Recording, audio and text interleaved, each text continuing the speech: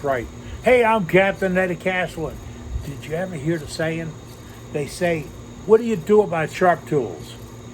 I don't know what you do about sharp tools, but I can tell you what you do about dull tools. All you have to do is stick around and watch.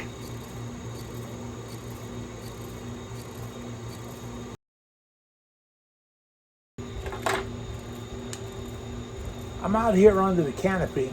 Still can't be in the shop, but guess what? Tomorrow we get the release. In there again. Nothing big, but I'm in there. But today I'm making points. Scissors. This is a Tormek sharpener. Tormek Super Grind 2000, made in 2001. Now, at that time, I was the superintendent, construction superintendent, for a nice little firm who did really well. And at Christmas, they gave you a really nice bonus. Mark took care of me that year. He really did. So we came home, and my wife says, "Can I have about $1,000 of that?" I said, "Sure, it's okay with me." She contacted one of my turning buddies, Charlie Craigle, and said, "What would he like?" Right here. Charlie not only told her what I wanted, he went and got the model number out of the catalog and helped her get it ordered and get it here for Christmas. That was nice. So I'm out in the yard and I'm sharpening up some scissors. Now, the beauty of this machine is this is a very, very fine wheel. Really, put your hand on it, you barely feel that it's got any grit. And I'm sharpening this using a jig that they sell for tools, and it's simple as can be. I'm putting the tool in. I'm doing it past to see if it's the right angle. Otherwise, I just move the plate back and forth a little bit to get the right angle. Make a pass.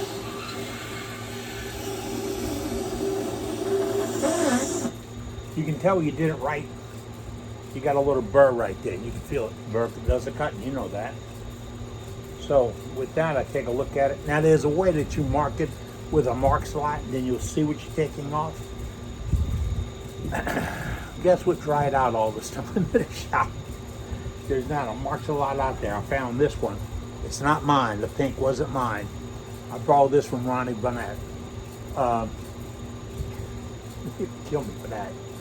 But the pink won't work. I'll probably sneak it back. If you put a mark on it, where you grind it at, when you grind, you'll see where the wheel is actually cutting.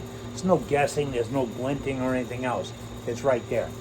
Now, if you want to make points with the wife, sharpen her scissors on something like a Tormek. Now let me clear that up. This is a Tormek. It's not cheap. There's a couple of less expensive units out there by a couple of other manufacturers. I know Grizzly's got one, Jet's got one, there's a handful of others. You'll find those, and it will do almost exactly the same thing. Now, don't worry about getting a fine wheel. The wheel they give you will do it. Oh, by the way, if you want to get separated from your wife, I mean permanently separated, take her scissors out to your workshop and grind them on your regular grinding wheel. Yep. She'll be going in a heartbeat, or you'll be going in a heartbeat. No. You need a little bit finer wheel than that. I'm talking a wheel that runs in the 3 and 4 digit numbers. Easy. Set up in the jig.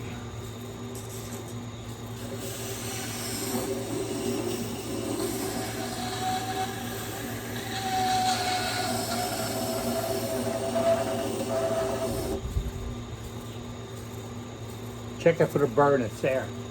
Now, I'm belabor this for one more minute. The boss says I have to take a piece of fabric, getting this out of the boss's studio's heck, and take a cut. But look over the top of the scissors. See if they're cutting all the way to the edge, and if they're pushing the material away. Pushing the material away, so when you cut, the material will slide from the fulcrum and get out. I think it's fulcrum. I didn't make that in school. But that's how you finish it up. Now, what else do I do with this? I do kitchen knives, pocket knives, some other things. Stick around. I'm going to show you what I do to a turning tool. It's really cool. Wait. I just heard from one of the board members of SWAT, Southwest Associated Turners, my opinion, the finest wood turning symposium in the entire world. They're going to start one on Mars in 2022. But this one is in Waco, Texas. It is the finest symposium you'll ever want to go to. You go there once, you'll always go back. Why? National, international, regional, local demonstrators, tool manufacturers, tool demonstrators, people you can ask questions to. Yeah, it's not like those high-fi ones where you're not supposed to go bother the demonstrators. Bother the demonstrators. I love that. I was told that one time. Don't go bother him. He's a demonstrator. At SWAT, you can walk up and ask him anything you want. And if a tool doesn't work right, we'll find somebody to demonstrate it for you. That's SWAT. Let me see if I can put it up here. SWATURNERS.org. Now, there's only one SWAT, one SWAT, and it's SWATURNERS. Gotcha. And wait, did you know it's made up of about 30 wood turning clubs? There's no business, there's no magazine, there's no club, no organization that you have to join. Your club will open, and even if your club doesn't belong to it, you're welcome to go there. But 30, I think it's 30, maybe it's more. Clubs get it, maybe it's more. We'll wait and see if Worldwide Woodturners gets invited to be part of it. Boy, that would be cool. We would like that. And we represent the entire world. But these folks have members from all over. So check it out. SWAT. It's worth the trip to Waco. It really is. I'm going to get back to sharpening. All right, stick with me. Shops tomorrow.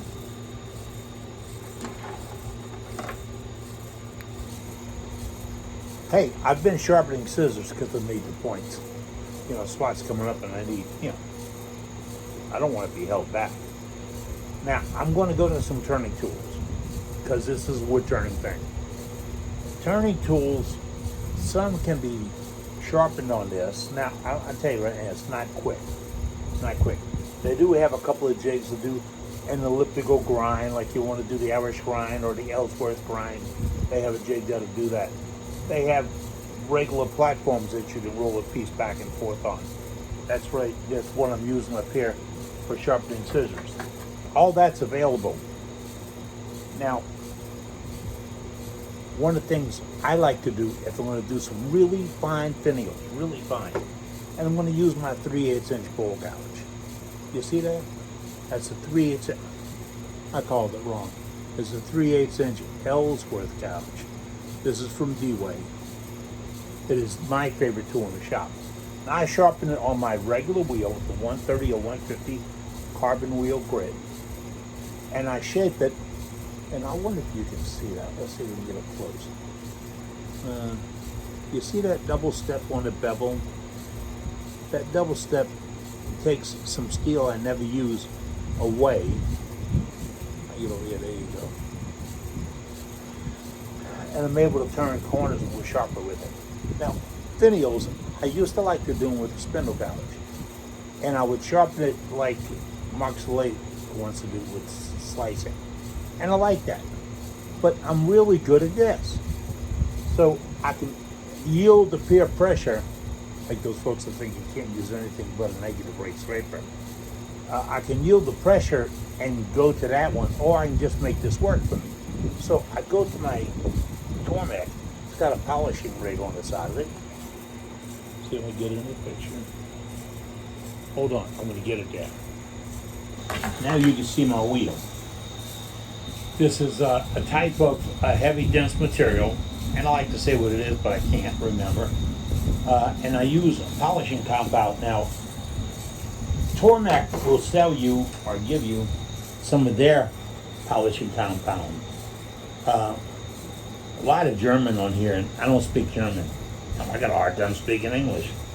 But it works real. Oh, look, this side's in English. You put it on there, and then you buff with it.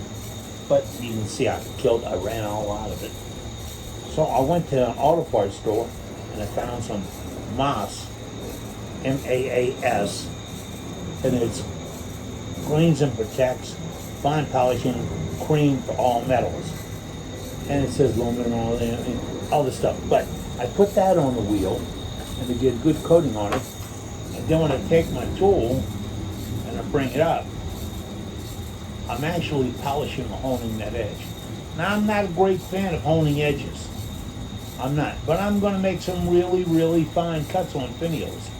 So I want to have a really sharp edge. So I polish it out. And as you can see, listen over here, it's just polishing that tip. Just that tip. Now I can turn it around.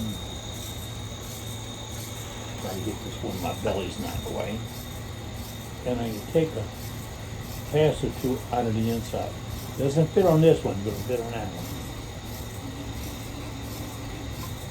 one. Now, if I over buff these, I will lose that edge. I want that edge to be really, really slicing sharp. Then I'll go back. I can fresh up the polish a little bit.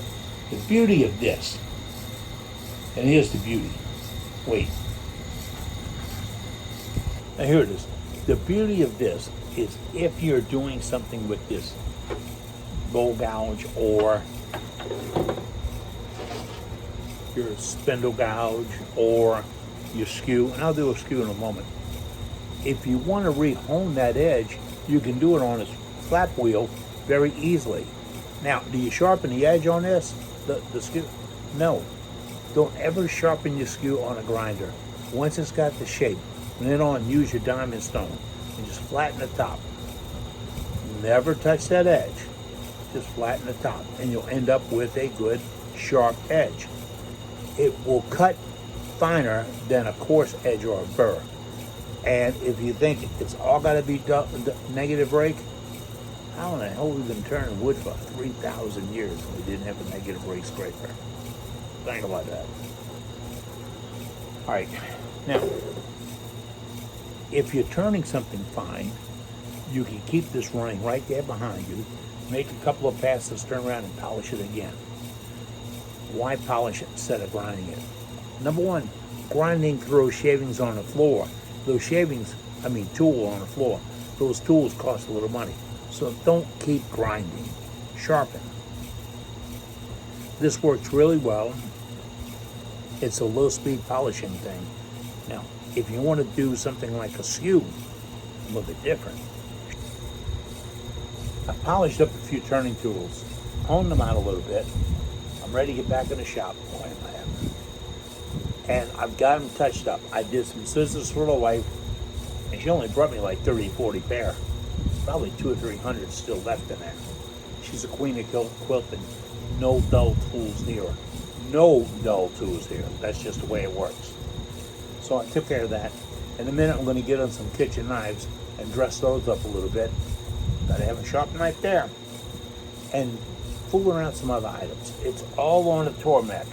And oh yeah, the boss gets the pens, the scissors done, because she gave me this for a present about 20 years ago. I love it. I love it. But it's not the only grinder I have. Remember, not the only grinder. It's for fine grinding and polishing. And I think you'll like it. Hey, don't forget about SWAT. Check it out, swatturners.org. And if you don't belong now, join Worldwide Woodturners at, get this address, worldwidewoodturners.org. I think right now we've got one of the finest websites in the world dealing with wood turning. And it's free. Everybody can go there. We have a meeting every Wednesday evening. Yeah, it runs maybe 3 hours. You have to stay for the whole thing. Tune it in. And if you missed a demonstration, our master webmaster, yes, David, he'll have it on the internet right after the meeting. Not 5 minutes later. He's got to put it all together, compress it, all edit and all that stuff, but it's on there.